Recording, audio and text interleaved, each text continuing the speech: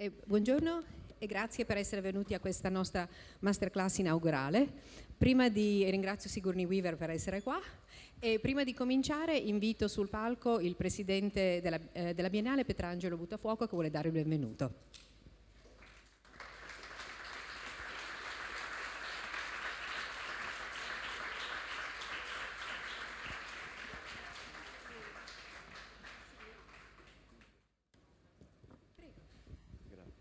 Stretto parente della cattedra è quello che stiamo calpestando, cioè il palcoscenico. Si danno spesso il cambio perché chi sta in una posizione in cui la parola, la scena, l'azione diventa fatto d'arte, in quello stesso momento sta facendo un qualcosa che nelle nostre memorie scolastiche ci riportano a una dimensione che è quella del maestro, che è quella di chi può a ben diritto darci qualcosa che ci eleva nella conoscenza. Ed è un privilegio assoluto oggi nel dare il saluto innanzitutto a tutti voi, che in questo momento da alunni siete qui, siamo tutti qui per ascoltare qualcosa che è una lectio magistralis. E quindi la nostra leonessa, cui avete tributato un applauso ancora una volta, salutata dall'applauso. I don't know what you said, but grazie. Apre questo magnifico corso di lezioni e quindi restituisco il microfono. Grazie.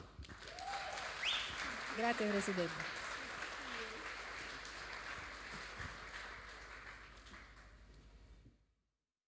Thank you, Sigourney. I love Italy.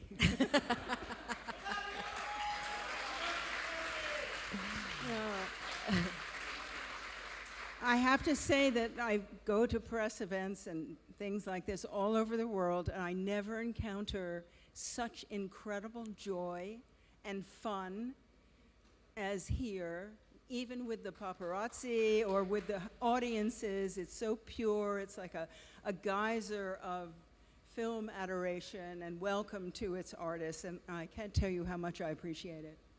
Thank you for saying that. And as I was telling you yesterday, we also have some of the students that are here in the jury of the classics. They are all in front here. So I like to start a little bit back. Your first love was not film, it was theater. And what brought you to theater? And tell us a little bit about it.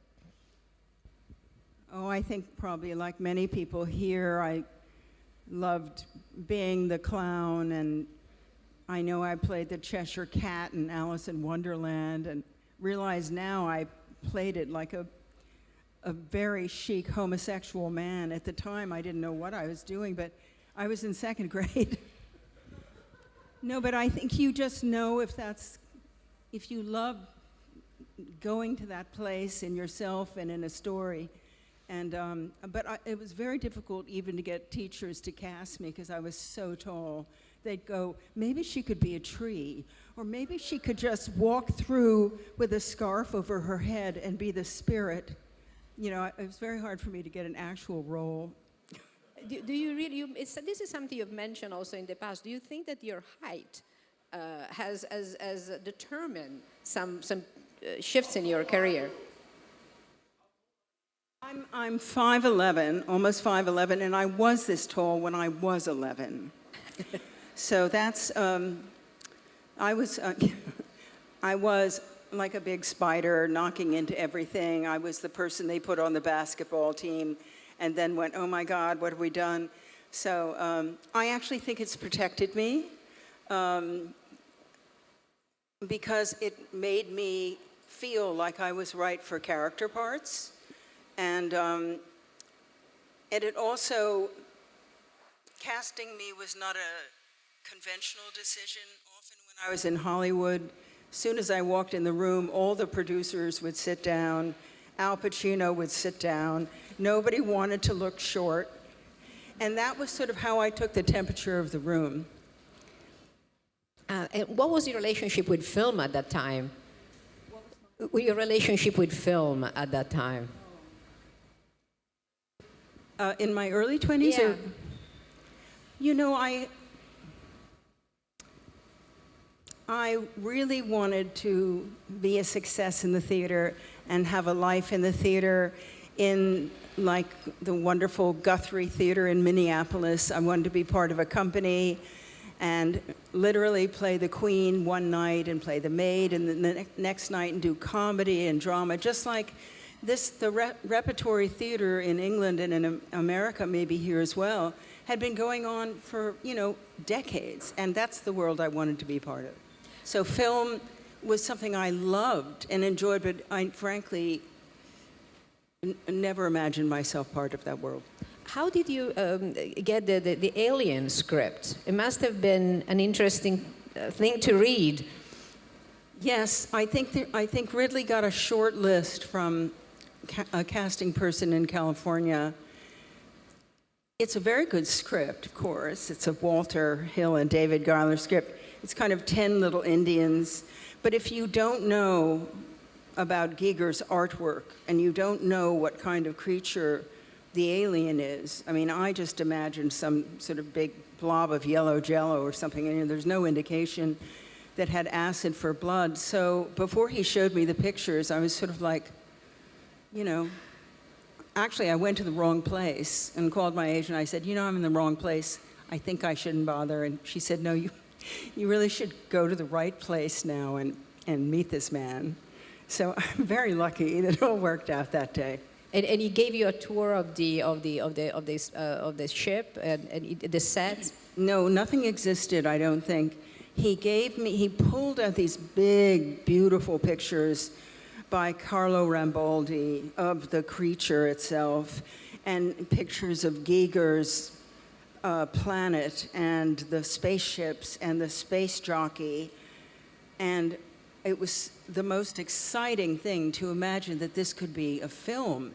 And frankly, it could only be a film because it was like a dream, a very dark, you know, sexual dream. And I thought, well, what fun. Let's go scare people's pants off. I was looking at an old interview, an interview that you gave on television at the time, you know, right after the film came out, and you said something that really hit me. And you said, you know, I think the question was, were you scared of the monster? And you said something along the line, I didn't know how to imagine a monster or an alien. I just was playing fear of the unknown. And I think that's a really profound thing to say, especially for a young actors. I mean, it's a really assured acting choice. And I had a lot of fear of the unknown. No, what's interesting is I think fear is an interesting thing because I think you cannot play fear. You play, this is going to work out. You play, what do I hear? What do I really see? Not what do I really see? What do I really hear? But what am I hearing? What am I seeing? What is happening under the earth? All these sensory things to get your bearings that people do when they're afraid because they're looking for hints of what is going to happen. And so you're all electrically wired. So it's a state of being, but it's not like, it's more like, I don't know what's going to happen, so I don't know what I'm going to do. And it must have been, considering how different these special effects are today. I mean, I can imagine it was most like a practical special, so it was physical. I mean, there was no CGI at the time. So can you bring us a little bit through the shoot and what it was like? Well, I was so fortunate because Ridley Scott is a smart fellow on many levels. You know, he could have given me a potted palm and said, well, this is it. This is what you have to react to. Instead, he really gave me something to react to, which was this, he found this art student in a pub nearby and put this man who was 7'6" in the suit. And I never saw him before I was on the Nostromo and his arm popped out. And believe me, it was scary. And so this man himself would have looked so exotic anyway, and yet in the suit, it was, I mean, I didn't have to act. I was just like, you know, you can't even take it in. So I'm grateful to Ridley, and I always had, after the first one, I always had Tom Woodruff in the suit. Tom Woodruff and Alec Gillis were the special effects guys, and poor Tom had to be in that suit underwater and God knows what else, and they'd forget to put the oxygen in it, and oh my God, he was so brave, but he was, I mean, I had a being, a presence, an intense presence to think about with the history, especially of our relationship. Did you expect that the film was going to become a phenomenon of that level? No, I mean, this was a $14 million movie, and 14? 1-4, yeah. And I remember actually, Ridley didn't really know how to end it. He often had to, with the cinematographer, come up with a way of shooting something in a completely new way. He and Derek Van Link, they'd be in some crazy place and they'd turn the camera upside down, and, you know. And for the ending, Ridley was making all these drawings, and he thought, well, I'll just keep on shooting until I can figure this out. And they said, you have to finish in 3 days. The alien has to be finished in 3 days. So they did all these quick experiments, and they realized that if they have water against the alien, it will look like it's burning up. And it all happened very fast. It was a total improvisation, and, you know, it's just, you know, the crews that you get to work with, it's fabulous to be part of a group of people who are all single-mindedly trying to tell the best story possible, giving it, you know, giving all their particular skill. And so, you know, we just made it. We just made it. You said yesterday that the film that made you actually wanna make films for forever was a Year of Living Dangerously, which is a completely different piece. It's set in a faraway country in a specific political reality. Can you talk a little bit about it? You know, I'd actually been doing a Shakespeare play in New York with a famous English actor whose name I won't mention, who was sort of directing me by kind of grabbing me and, you know, pushing me through the scenes, and it was, I think, unpleasant for all the actors. In any case, I finally said, listen, I don't think you're going to be happy till you put the dress on and play it yourself. And so I was suddenly on my way to the Philippines instead, working for Peter Weir. So I would say I was, when you're fired, you get a little insecure. So when I started working for Peter, I think I was a little tentative. And Peter, like all Australians, will really tell you the truth, whether you want to hear it or not. And so, honestly, he said, you're so inexperienced, I want you to just start by just talking to the other actors and just being yourself and just getting used to being in front of the camera. No one had ever taken the time with me to do that. And it was such a chaotic, mad, we were thrown out of the Philippines. We had to, it's the whole saga. But anyway, by the end of the experience, I had fallen in love with film. And he's such a passionate, instinctive director. You know, he used to play this Vangelis music to us when we did our scenes. And it's such an amazing thing to act to a score. I didn't know, I think he uses it in the film, otherwise I don't know how he'd get it out. But it was just a thrilling, thrilling experience, and one that I really, frankly, haven't repeated. And I was thinking about what you were saying before about wanting to be an actor in a repertory theater.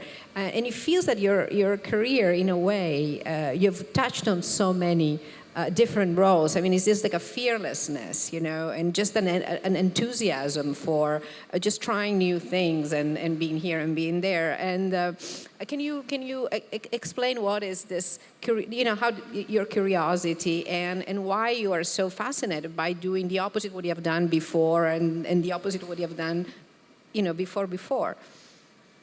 Oh, I don't know that I can explain it. It was just like, you know, I just couldn't help wanting to go in completely the opposite direction each time. That's what was fun for me.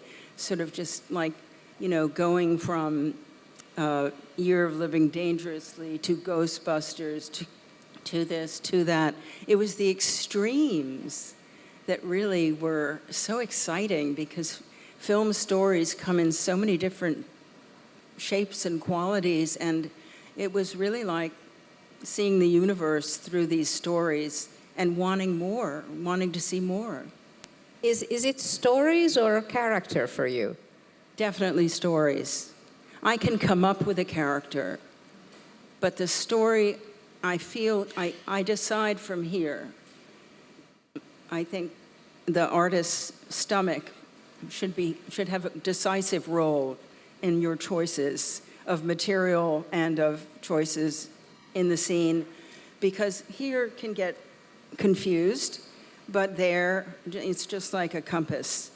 And I just followed that as my compass, a story. Either I felt here or I didn't, and it really didn't matter what genre it was, and it really didn't matter what the part was. I figure if you give me a certain number of scenes, I can make whatever you need work. I mean, I was an English major. I was quite conceited as an English major, and I thought, I can do this, because I had a really good idea of structure and, you know, all the unities and all that stuff you learn. But it was the story. Was this a story that was about more than the people in it? And the director, did their vision, of course it was always his vision then, but was the story structure and the vision of the director strong enough to survive the filmmaking process? Because that's a pretty tough process, and a lot of things will come at you. So those two things had to be like, I had to bet. It was like I was gambling. It was like, bet on those two things. And I still kind of feel like I'm doing that. I'm like, I bet on that story. Do you enjoy the actual filmmaking process, life on set and that part? I really love the filming process now, even though it's all upside down, backward. I used to be like, ugh, this is so barbaric, this working out of order. You know, I so wanted to tell a story from beginning to end. And of course, you can do that, but I had to not do that for Alien right away. And that's when I realized that, and I think it was just reported in Deadline, but I was talking to Ian Holm, and I said, do you think that Ripley feels that what she's doing is right all the time? And he said, yes, I feel that she knows that she's right. And I said, I don't think she knows at all. I think it's a complete improvisation. She doesn't know from one scene to the next whether she's doing the right thing. And in fact, that decision, which I probably made the first week, is why I think Ripley works. You know, if I'd played her in Control, it wouldn't have worked. Speaking of storytelling and the passion for stories, when you have a character like Ripley that is with you for several years and several films, do you get involved at all in the writing, or did you in that particular instance? Well, you know, if you have Walter Hill and David Giler, you don't need to get involved in the writing of the character. But if you don't have those guys who really understood the character, Walter understands Ripley more than anybody else. And when other people try to write a tough woman character, she always sounds like an angry gym teacher. It's like, hey, people, let's get going here. You know, it's just sort of like very unspecific, and you have to... C'è qualcosa, c'è una voce. Volete dire al Signore grazie?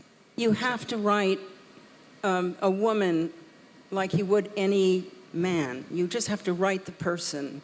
It's when they try to write a woman, especially a guy writing a woman, they get into a lot of trouble. So write it for your best guy friend, and that will be probably a much better part for a woman.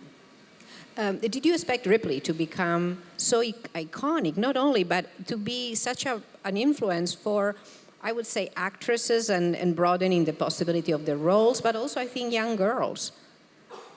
I'm absolutely astonished. I know that Winona had a picture of Ripley in her bedroom growing up, for instance. I don't really take credit for all of that. I go, good for you, Ripley. You know, I mean, I couldn't be more pleased that I would contribute to girls, young girls, you know, believing in themselves and believing that they can do anything, because that's a point in your life where I think it's very easy not to feel very self-conscious and doubt all of your choices and all of your traits and everything. And so if I can be there on their wall or in their, you know, DVD player to say, you can do it, girl, I'm happy to do that. You said, so you hinted something yesterday that I make a mental note to ask you follow up with. You said if given a choice, you prefer comedies. Why? Well, I don't want to sound conceited, but I'm good at comedy. You know, I think, you know, I'm sorry, I think you're either born with it or you're not. I think that's a very hard thing to teach. And I'm very grateful. I think because my father was working with Sid Caesar and Imogene Coca, somehow I got struck by the little comedy stick, and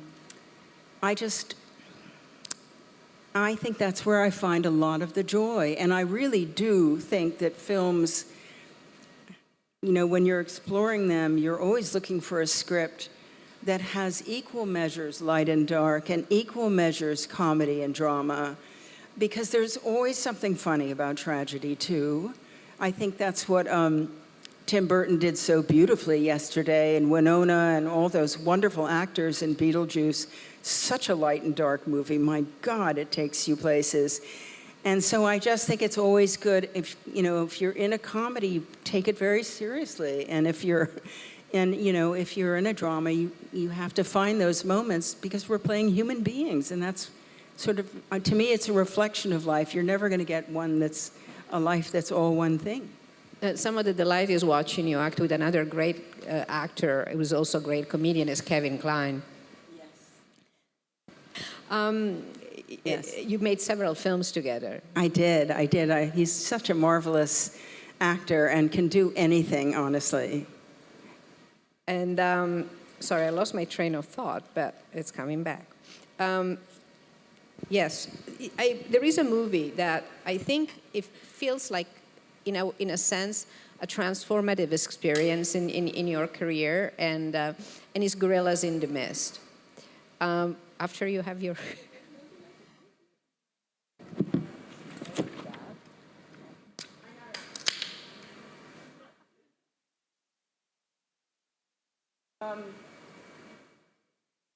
Gorillas.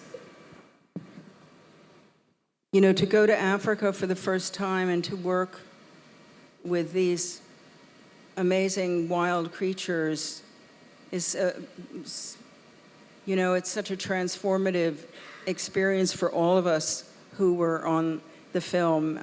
It just fills you with just so many different emotions, because they're such, you know, they're 98% the same genetic material as we have, but they live a much more noble life.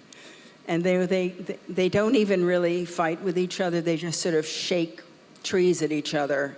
And they mostly just live so peacefully and take care of their families. It's all about taking care of the family. So it was just a great introduction to that wild world, which, I mean, I grew up in New York, so I've been to the Central Park Zoo and seen the seals. So I just felt so blessed the whole time. But I found playing Diane hard, because I wasn't really satisfied with the script.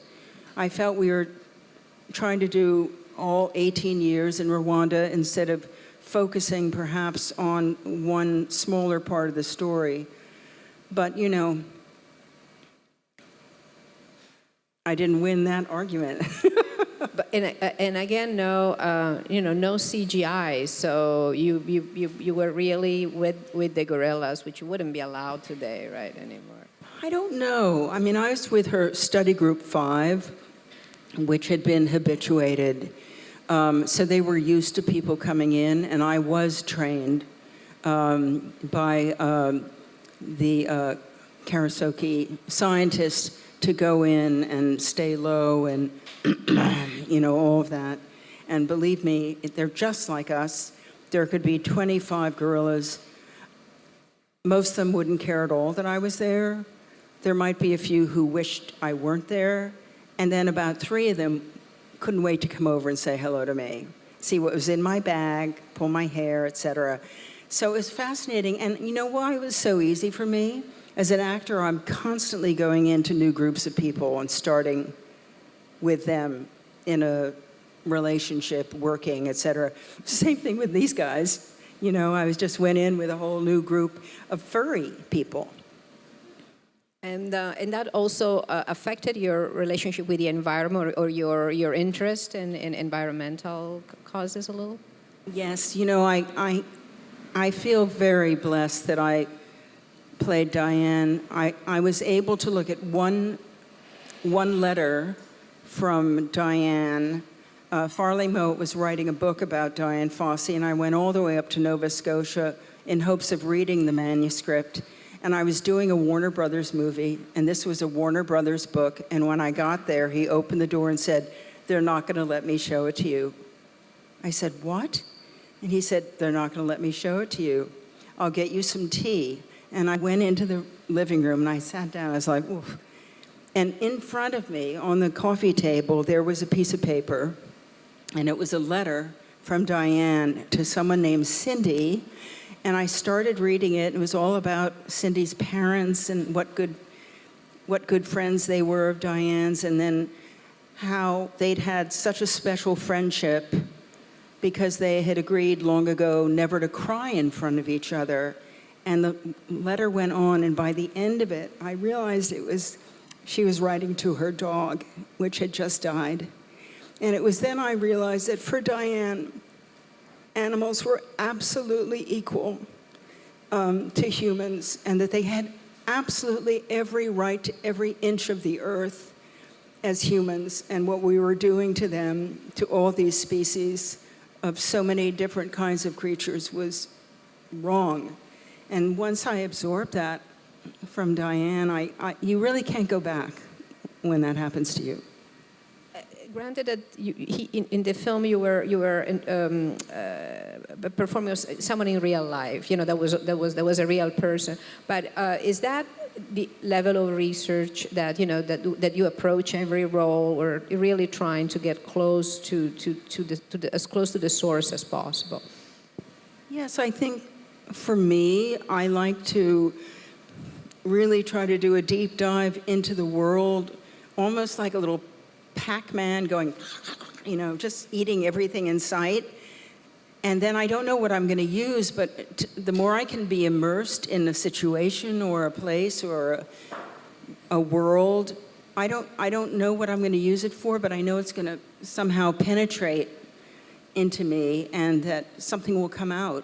So I do like to do that. It's a preference because, you know, frankly, I need all the help I can get. I need all the inspiration I can get. I can't make anything work. You know, I'm not that charming. So I really need to sort of immerse myself in order to come out with these instincts for the story or for the person that are natural. Speaking of charming, one of your characters people love to hate is in you know, Mike Nichols' Working Girl. Was that all on the page? Is it something that you and Nichols, you know, I know you like to collaborate with his actors. Well, we did have a mutual friend that we both really liked, who we based Catherine on. And it always made us giggle when we were doing Catherine scenes because it needed a very light touch. because, you know, Catherine is just herself, as she says. So it was a kind of secret thing between me and Mike. It just gave it a lot of specificity. And, you know, because she can't be a monster. She has to like herself. When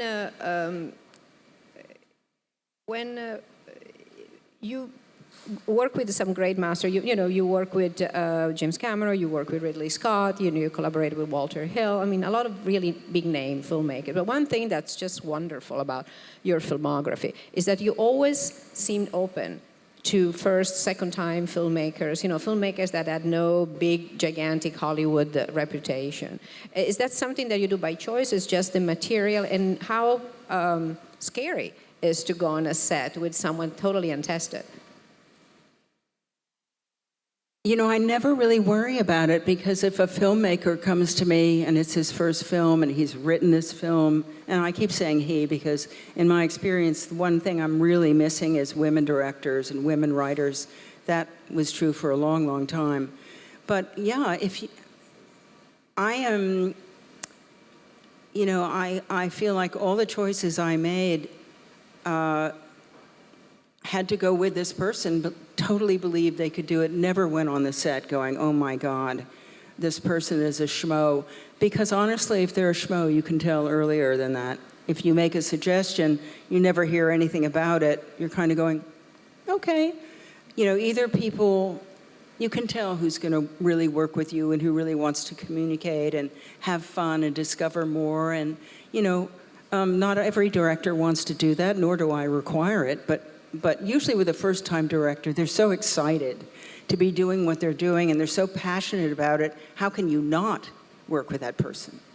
Speaking of one of these, your recent films, and it's about a director that is not gigantic experience, it's called Jane, and women, speaking of women directors. And does it give you a purpose or pleasure to also do films where there is an issue or there is a context that it's something that you feel passionate about and you want to use your profile to heighten? Yes, I think with Death and the Maiden, I'd been working with Human Rights First for years. I'd met some of the women from Chile who had these experiences, and when this came up for me, I was so grateful that that I was in a position as an actor to be able to tell their story. Same thing with Call Jane, because at that point, we were naive enough to think that the Supreme Court would respect a law that had been on the books nationally for 50 years. But boy, were we wrong. Anyway, we just wanted to remind people of those bad old days. And I also loved the character of Virginia. I just loved Virginia. I loved every character in it. And I just thought it was an amazing... Liz Banks, everyone in it was just, it was something we really hoped would make a difference. And by the time it came out, the worst had already happened. But hopefully it's, your films keep revolving around, and I can only hope that it's given some groups of women encouragement. For those of you that haven't seen the film, Call Jane is about a collective of women that prior that abortion was legalized, before being made not legal, but prior to abortion was legalized in the U.S., were providing abortion in Chicago, and it's a legendary group of very heroic women that were helping each other and helping women that were in need. So before Roe versus Wade was passed, they were all arrested just at the end, but then luckily it passed, so they were all set free. But it's a true story. Well, the director of the second Aliens was James Cameron, and that's when you met him, and you've been working with him since, on and off, obviously. Can you talk a little bit about the experience, first on Aliens, where he just made this character become enormous? Well, I really received this script from someone I didn't know, Jim Cameron.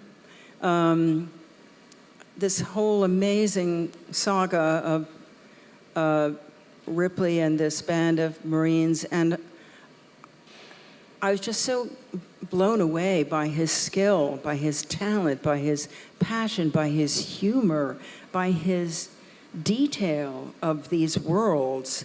And I didn't know anything about him. I didn't know he could actually build all this stuff as well. But what was remarkable to me about Jim was that he was so respectful. He said, I know you can't say yes to this till we've met. I was like, yes, I'll do it. I'm on every page. Of course I'll do it. You know? But he waited, and we met with Galen Hurd, and he just couldn't have been, he was just so open to any thoughts that I might have, and I just felt his instincts were amazing. The one thing, of course, I wasn't thrilled about were all the guns, and I read very quickly because I'm trying to experience the story, and I had left out reading a lot of the stage directions, which had a lot of guns in them. I skipped it. So one day he brought in all these guns, and I said, well, what are those for? And he said, well, what do you mean? I said, well, I'm for gun control, and I'm really not going to be picking up a gun and doing anything with it. He said, you haven't read the script? I said, well, I have, but I hadn't read all those paragraphs about guns. So he did take me out into the backfield and had me, I don't know what the word is, shoot off a couple hundred rounds of this machine gun, which unfortunately is very addictive. And he said, I want you to see what happens to her. And, you know, I think, of course, she needs to defend herself, but also, you know, I understood why he wanted to use guns. It wasn't my first choice. I don't think she uses guns very much in all the others.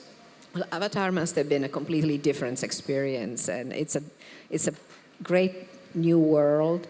And as he said in his video last night, it's a world that Pandora, that you love. You love those values. So tell us a little bit about Avatar, because you already made 2 films as 2 different characters, and then you're going to be making 2 more.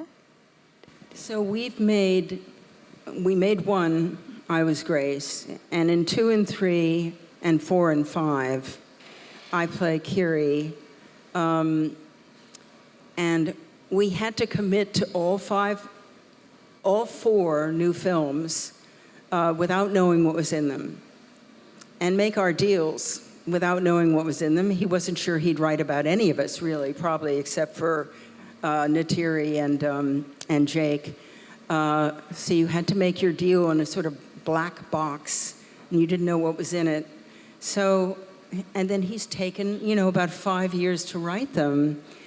Luckily, they're wonderful. And I think the saga, or whatever you want to call it, is only going to get more fascinating. I still can't believe, I mean, I would be reading the pages of these blue people with ears and tails flying by these floating mountains, and I'm like, how on earth can you do any of this? This is impossible. And it's just his producer, John Landau, who unfortunately just died. But I think John was Jim's business partner for years, Titanic and everything else. And Jim would come up and say, listen, I want to tell this story about these blue people with the ears and the tails. And believe me, the technology doesn't exist. We'll have to take years to develop the technology, and I'll have to invent a new kind of camera. And John would just say, well, when do we start? You know, I mean, there was a partnership that was just made to be, and we're all going to try to carry on with John's spirit of, let's go, you know. And now, of course, it's the easy part, I guess, because they have invented everything. So you didn't know originally that your character was going to die and then come back as a... Well, my character had died before he wrote these 4. But no, we just had lunch in LA, and we were just kind of dreaming, doodling around. And I said, you know, it'd be interesting if there was some connection with Grace, maybe someone who felt more at home in the forest. Maybe she could kind of disappear into a bush or a fern. Maybe she doesn't know what she is. Anyway, we just had this little chat, and then he goes away, and he writes this, I think, really wonderful character. And I think he's so interested in telling a story about a family staying together and a family being uprooted, as so many families are around the world, against the backdrop of an environmental emergency, especially with the forces of greed and the forces of just let us live our lives peacefully here, safely. I mean, I think it's a very relevant story, and he's got unbridled enthusiasm to tell it. So that's good. And so you do think that Pandora, he's developing it as like a metaphor, like a utopia of a kind? Well, I think that you will get more of an understanding of Earth in relationship to Pandora. You will hear more of Earth's story as we go along. I think it comes out of his incredible sadness about what's happening on our planet and how we are taking so long to move this huge ship around that's used to using fossil fuels, and that we're running out of time. So before I open to question for the audience, you have a new film that you share a little clip with us, Dust Bunny, and can you just tell us what it is and when we can expect to see it? Yes, I'd love to. Dust Bunny is by Brian Fuller. He is a wonderful writer-director, and it's a story of a little girl named Aurora who thinks that the dust bunny under her bed is coming out at night and eating people. And so she sees this man who she follows through the rooftops of this town, and it's played by Mads Mikkelsen, so it's a kind of dreamy character. And anyway, she hires him to kill the dust bunny under her bed, and it becomes this very scary but also quite amazing, beautiful,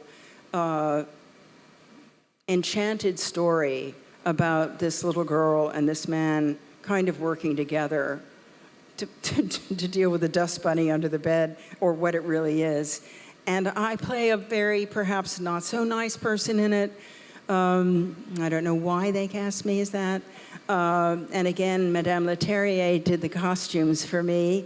It's just a wonderful movie. It's small. I really wish it would open here, because I don't know what America will think of it. To me, it's an instant classic. It's a little dark, but you know, that's good. So I have great hopes for it, and I wish him all success. He's extremely gifted. Okay, you raise your hand. We have time for a few questions from the audience if you want to ask something. Right there. Oh, wait for the mic, ti portano il microfono.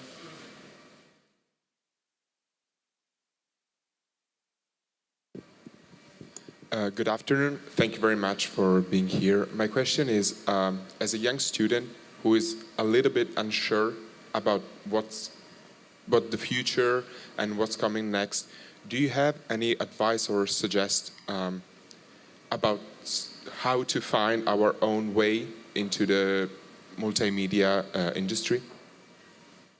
I think you're very close to it just because of the way you asked that question, how to find your own way. And honestly, what I realized, and I'm an old person, so I can tell you this, this can't figure it out. It really is in here. You have to trust your gut. You know, a lot of times I feel that by working with your peers, people you already know, it's not like the doors will open with some bigwig, you know, who has power. The power will come with you working with your peers and doing things that you love, that you know you can do, and that will grow, I think, sort of like a great tree, and be noticed by these people who may open doors. But you don't need to, you know, make it to some other level to start your creative life. Whoever you're with now, who you love to work with, just support each other and make films and tell stories and really follow your instincts, because you really can't go wrong. Believe in yourself. Don't let anyone tell you that you can't do it, unless that's going to help you get angry and do it.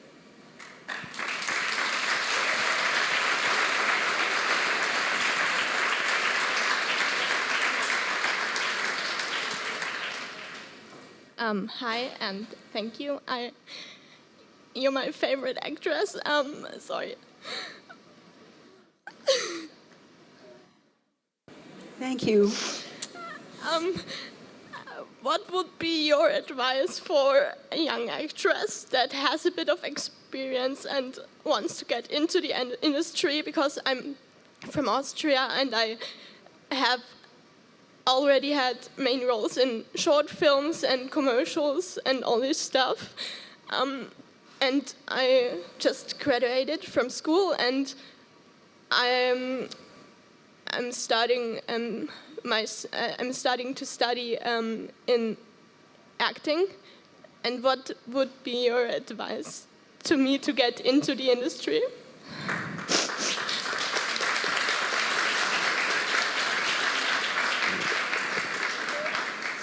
Well, it sounds to me like you're doing everything right, you know.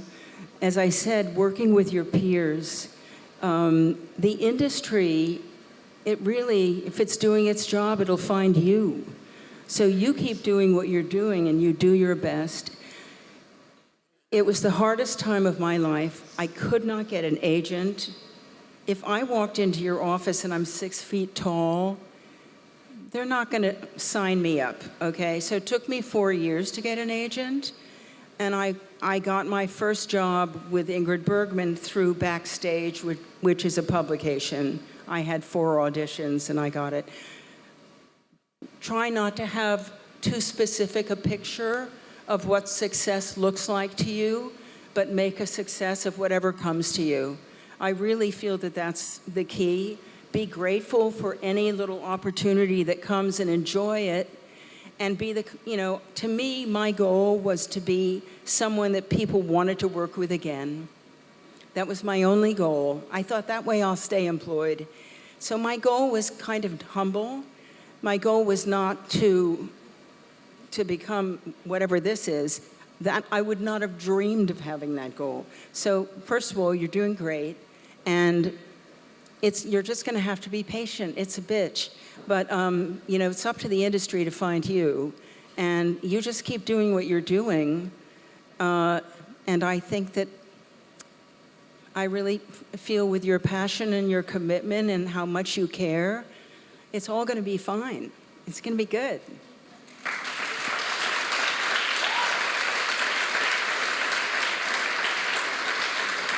There's a question just there at the front. Hold on. It's the mic.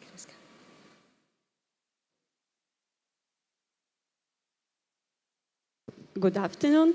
I'm just curious, maybe you have some special acting technique that you prefer, like Strasberg or Stanislavski or Meisner, and you use this technique for prepare your role.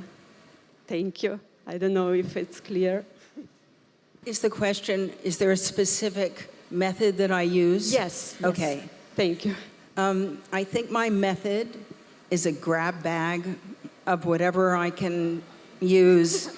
To me, you pack a suitcase. When I'm preparing a role, everything, I'm doing Prospero in The Tempest, everything I can think of goes into that suitcase. I don't think, oh, am I going to use this? I feel like I didn't, you know, I tried to audition for the Actors Studio, and by the time we put all our props out, they said, your time is up, you'll have to leave. So I never did that, but I found teachers who could teach me about different things, and you develop your own suitcase filled with all these different ideas. And I think what I could have learned from is that you don't really trust them because they didn't come from a school, because they didn't come from a master like Stanislavski.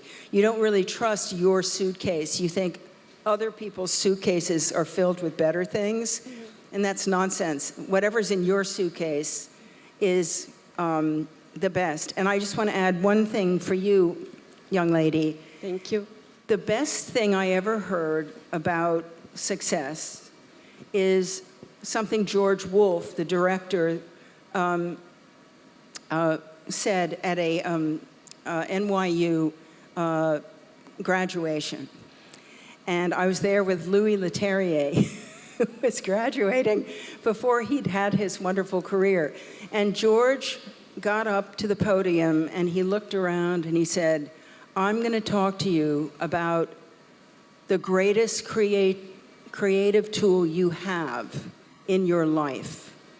And he leaned forward and he grabbed the podium and he said, failure, failure, failure, failure. And everyone in the room went like that because he'd said the F word. It was the word everyone was so terrified of, parents and children. And then he talked about how for years he developed this musical. He didn't, I think he wrote it, he directed it, he was producing it. It was called Paradise.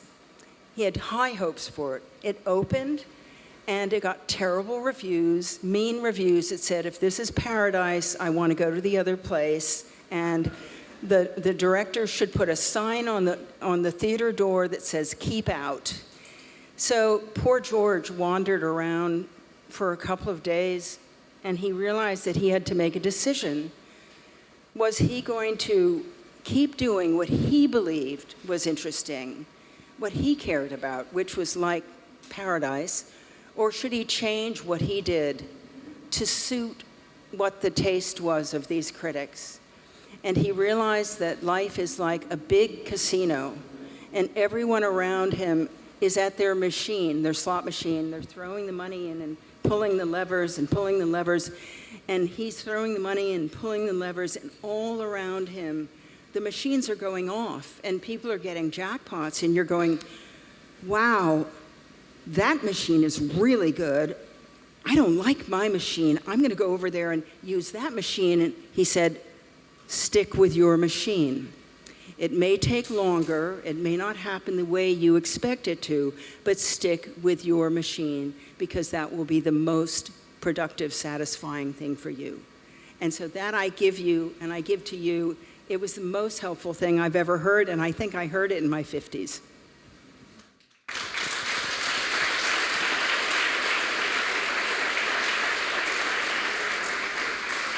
As you were saying, you're just about to start a round of a production of The Tempest, you know. How is theater, you kept doing theater through the years. How does theater keep nourishing you? And how does theater keep nourishing you and your film work, if in any ways? Well, I'm hoping it will nourish me, not murder me.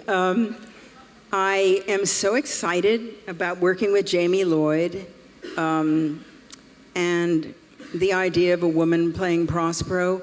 You know, I think being with a live audience, telling a story from beginning to end, in many cases, I think in this production we'll have people in the audience who've never seen Shakespeare, who've never, you know, been to the theater probably. And it'll be an opportunity to get those people in and invite them to join this world and experience this. So I'm really doing it for that. I just feel like I'm going on a boat to some place that I'm not quite sure what it's going to be. I think it's going to be hard. It's probably going to be like what happened to Prospero, where he was put on a boat that didn't have a mast and didn't have a sail. And he was just thrown there with his baby daughter. And somehow they got to this desert island. So I don't know what's going to happen, but I'm terribly excited. And I haven't done anything that's this. I often do things that scare me. I think I must find that exhilarating. I don't know why I do it.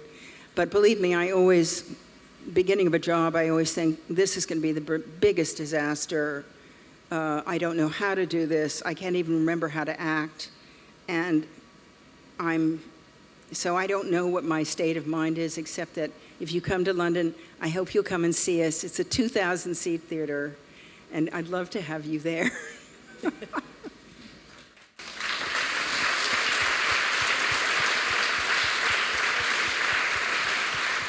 We have time for one more, and we're going this direction because, okay. Hello, hi. Are there any roles you have not accepted and you might feel sorry about? And in general, what is your life credo? So the slogan, the guidance, what is guiding you? You know, for some reason, I find it very hard to exactly hear what you were saying. Oh, sorry. She's asking. She said, "Are there roles that you rejected and you regret rejecting? And also, what is your life credo? So, what is your life philosophy? Oh, yeah, your philosophy of life." Yes, there are roles that I have not wanted to do that have gone to wonderful actresses who made a great success of them, and fine.